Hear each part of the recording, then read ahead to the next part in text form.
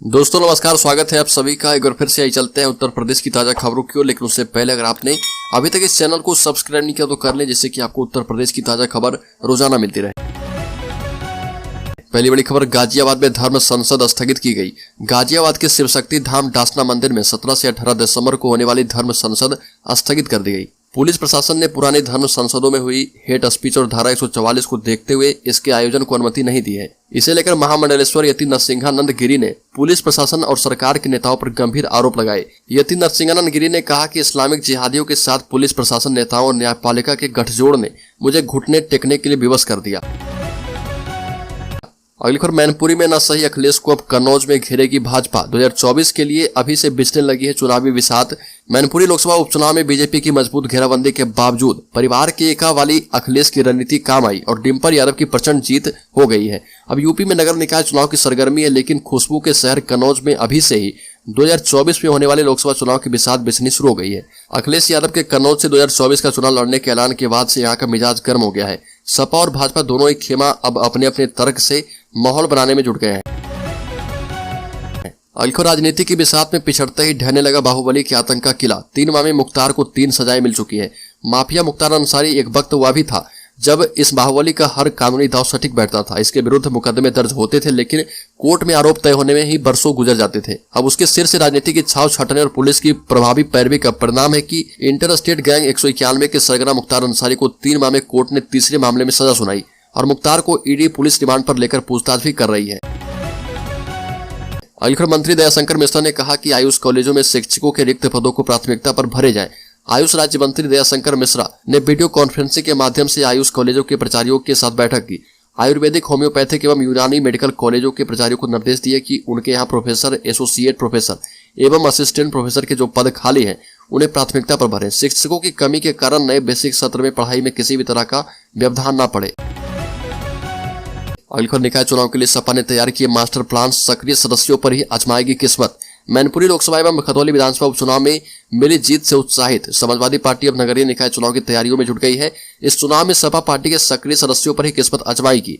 नगर निगमों में मेयर एवं पार्षद के अलावा नगर पालिका परिषद एवं नगर पंचायत में अध्यक्ष पद के टिकट के लिए सपा ने यह अनिवार्यता रखी है, यानी इन पदों के टिकट के लिए 4 रखने वाले को आवेदन के समय पार्टी की सक्रिय सदस्यता के साथ ही समाजवादी बुलेटिन की आजीवन सदस्यता की रसीद लगाना होगा।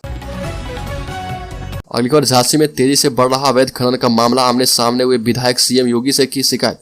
जनपद में अवैध खनन को लेकर विवादों का दौर थमने का नाम नहीं ले रहा। इस बार अवैध खनन को लेकर सदर विधायक रवि शर्मा और बबीना विधायक राजीव सिंह आमने सामने हैं। वहीं झांसी में बढ़ते अवैध खनन को लेकर सत्ताधारी दलों के बीच ही आरोप प्रत्यारोप का दौर भी जारी है। अगली खबर, पूर्व केंद्रीय मंत्री चिन्मयानंद फरार हुए घोषित। रेप केस में गैर जमानती वारंट के बाद कोर्ट में नहीं हुए पेश, घर पर लगा फरारी का नोटिस। शाहजहांपुर में सेस्या से रेप के 11 साल पुराने मामले में कोर्ट ने पूर्व केंद्रीय राज्य मंत्री स्वामी चिन्मयानंद के खिलाफ गैर जमानती वारंट जारी किया है। कोर्ट में पेश न होने पर फरार भी घोषित किया गया है। कोर्ट ने आदेश दिया कि चिन्मयानंद के घर के बाहर और सार्वजनिक स्थान पर नोटिस चिपकाकर कार्रवाई की जाए। अगली खबर, श्रावस्ती में शादी विवाह प्रोत्साहन पुरस्कार योजना के तहत योजना का लाभ लेने के लिए दिव्यांग आवेदन शुरू हो गए। दिव्यांगजन सशक्तिकरण विभाग ने संचालित शादी विवाह प्रोत्साहन पुरस्कार योजना दिव्यांग होने की दशा में युवक को 15,000 और युवती को 20,000 देती है। दोनों के दिव्यांग होने पर 35,000 की धनराशि प्रदान की जाती है। जिला दिव्यांगजन सशक्तिकरण अधिकारी चमन सिंह ने बताया कि जल्द से जल्द आवेदन कर दें तो लाभ भी जल्द मिलेगा। अगली खबर, भाजपा नेता के हत्या आरोपियों के घर पर चला बुलडोजर। कन्नौज में 2 दिन पहले पीट कर हुई थी हत्या। प्रशासन ने बोला कि अवैध बने थे मकान, हमने तोड़ दिया।